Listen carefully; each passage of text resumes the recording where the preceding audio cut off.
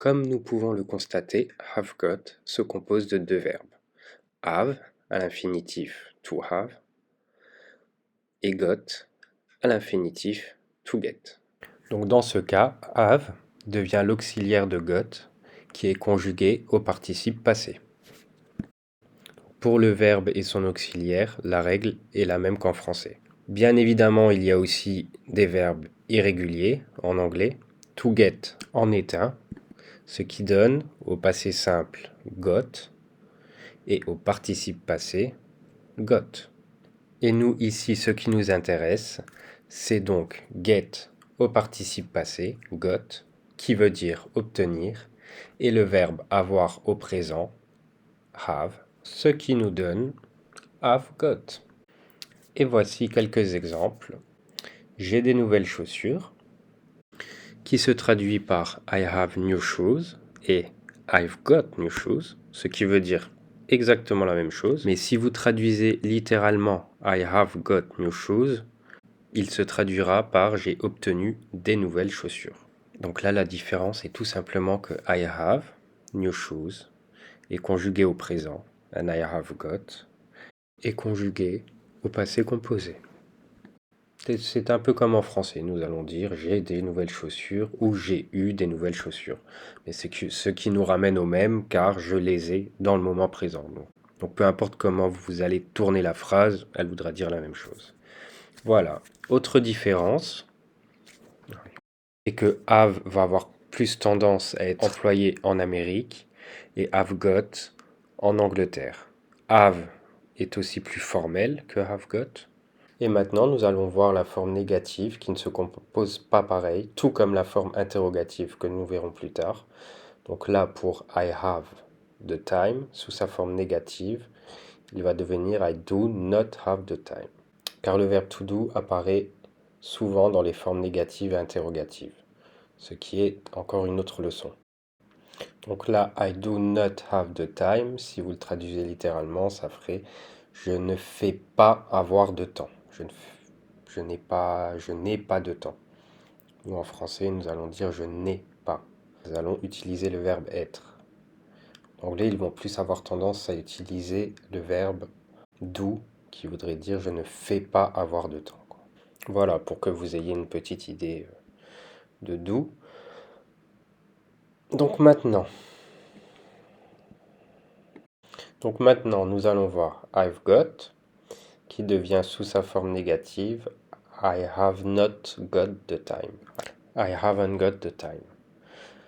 Donc là, comme vous pouvez voir I have not got the time, la phrase se compose pareil qu'au-dessus. La forme négative not se place toujours entre les deux verbes. Pour la forme interrogative, nous retrouvons de nouveau do qui se placera au début de la phrase Do you have the time?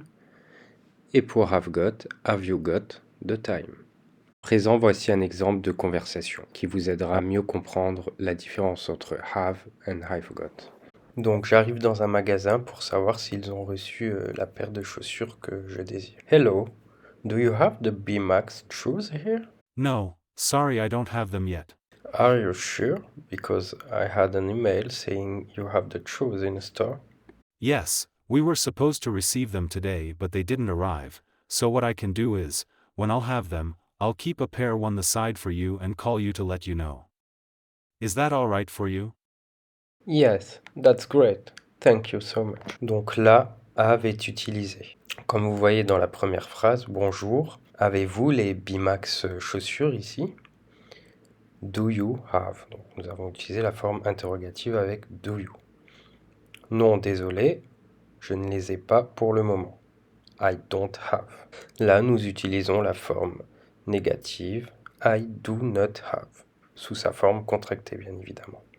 Are you sure? Because I had an email saying you have the shoes in the store. Donc I had, on a toujours notre have qui prend sa forme au passé. Et l'email me dit que vous avez les chaussures dans le magasin, que vous les avez dans le présent. You have.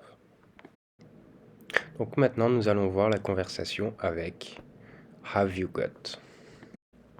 Hello, have you got the BB Max shoes here? No, sorry haven't got them yet. Are you sure? Because I got an email saying you've got the shoes at the store. Yes, we were supposed to receive them today but they didn't arrive, so what I can do is, when I'll got them, I'll keep a pair one the side for you and call you to let you know. Is that alright for you? Yes, that's great. Thank you so much. Donc là, pour la première phrase, comme vous le voyez, have you got. C'est ce qu'on a vu. Have you got de BB Max. Nous sommes dans le présent. Forme négative. No, sorry. I haven't got. I have not got. I haven't got dans sa forme contractée.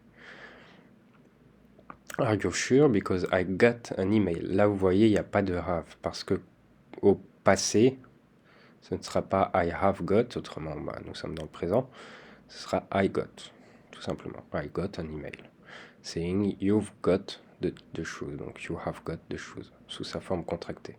Et donc, pour sa forme au futur, donc comme vous voyez, donc deuxième phrase, so what I can do is when I'll got them, donc quand je vais les recevoir, je vous garde une paire de côté.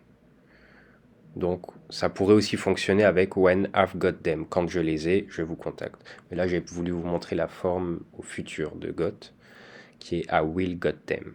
Et donc, voilà les différences entre have et have got.